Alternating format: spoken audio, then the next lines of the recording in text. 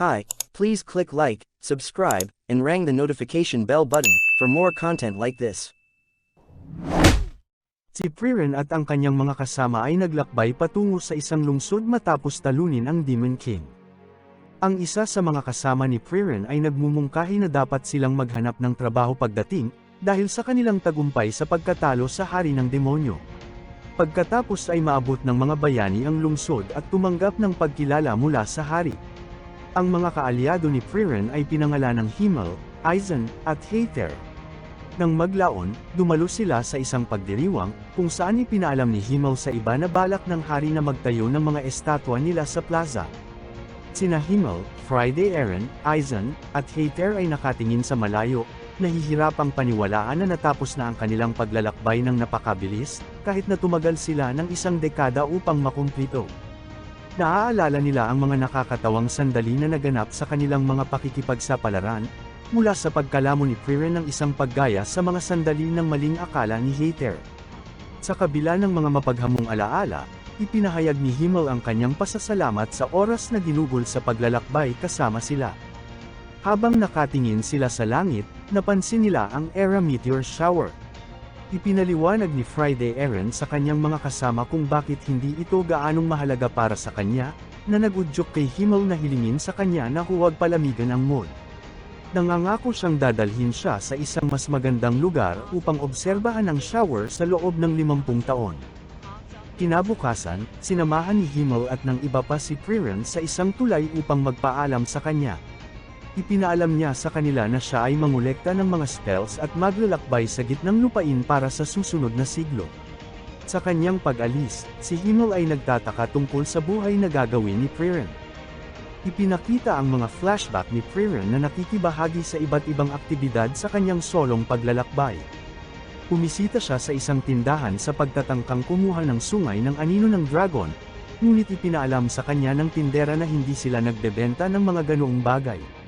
Naalala ni Frieren ang tungkol sa paghahanap ni Himmel ng sungay sa panahon ng kanilang paggalugad sa kastilyo ng Demon King.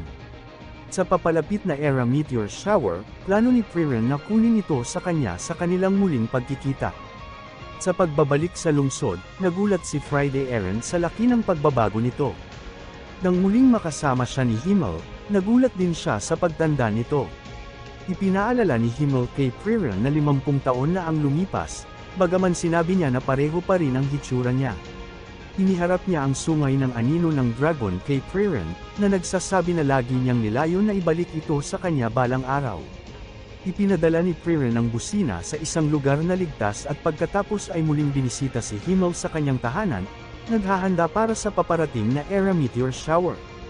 Muling nagkita sina Frieren at Himmel kina Heather at Aizen. Napansin ni Frieren na tumanda na si Heather, habang si Aizen ay nananatiling hindi nagbabago dahil sa kanyang dwarf na kalikasan. Ipinapalam sa kanila ni Frieren na aabutin ng 1 linggo bago makarating sa isang lokasyon na may mas magandang tanawin ng Era Meteor Shower, na ikinadismaya ni Himmel. Habang nagpapatuloy sila sa kanilang paglalakbay, iniisip ni Himmel kung gaano niya na-miss ang paglalakbay kasama ang kanyang mga kasama. Nagpahayag siya ng pasasalamat kay Frieren sa pagbibigay sa kanya ng pakikipagsapalaran sa buong buhay habang tinitingnan nila ang Era Meteor Shower sa harap nila. Dumalo sila sa libing ni Himmel, kung saan binanggit ni Heather na kontento na si Himmel. Narinig ni Friday Aaron ang mga taong nagtsitsismisan tungkol sa kanyang tila kawalan ng emosyon sa pagpanaw ni Himmel. Ipinagtanggol ni Heather si Frieren, na nagpapaalala sa mga taong bayan na sila rin ay mga kaalyado ni Himmel at hindi nagluluksa sa kanyang pagkamatay. Habang inililibing si Himmel, naalala ni Frieren ang mga panahong kasama niya ito. Sa kabila ng paglalakbay na kasama niya sa loob ng 10 taon, nagsimulang umiyak si Frieren, nagsisisi na hindi niya nakilala si Himmel. Inaalay nina Heather at Aizen ang kanyang kaiwan. Pagkatapos ng libing, nagpaalam sina Frieren at Aizen kay Heather, na patungo sa banal na lungsod. Bago umalis, nagbiro si Heather tungkol sa posibilidad ng kanyang kamatayan, na nagudyok kay Frieren na tanungin kung hindi siya natatakot na pumanaw. Ipinaalala ni Heather kay Frieren na sila ay mga maalamat na bayani at naniniwala sila na mamumuhay sila ng magandang buhay sa langit pagkatapos ng kamatayan. Umalis siya, hinihikayat si Frieren na gawin din iyon. Ipinagtapat niya kay Aizen na plano niyang matuto patungkol sa mga tao. Sinubukan ni Frieren na hikayatin si Aizen na samahan siya, ngunit tumanggi siya, na binanggit ang kanyang edad bilang hadlang sa pakikipaglaban. Ang dalawang bahagi na paraan. Pagkatapos ng maikling title card, naligaw si Frieren sa kakahuyan. Nalaman namin na 20 taon na ang nakalipas mula nang mamatay si Himmel, at si Frieren ay nasa labas na ngayon ng banal na lungsod ng Skrull sa gitnang lupain. Isang batang babae na may purple na buhok na nagngangalang Fern ang nakapansin kay Frieren at ginabayan siya sa tirahan ni Hater. Namangha si Frieren nang matuklasan na buhay pa si Hater. Ipinakilala ng babaeng may kulay ube na buhok ang kanyang sarili bilang si Fern at ipinahayag na siya ay isang ulila sa digmaan mula sa katimugang lupain.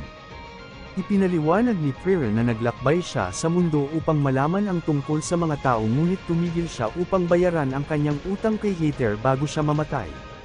Tinanong ni Hater si Frieren kung maaari niyang turuan si Fern, ngunit nag-aalangan si Frieren.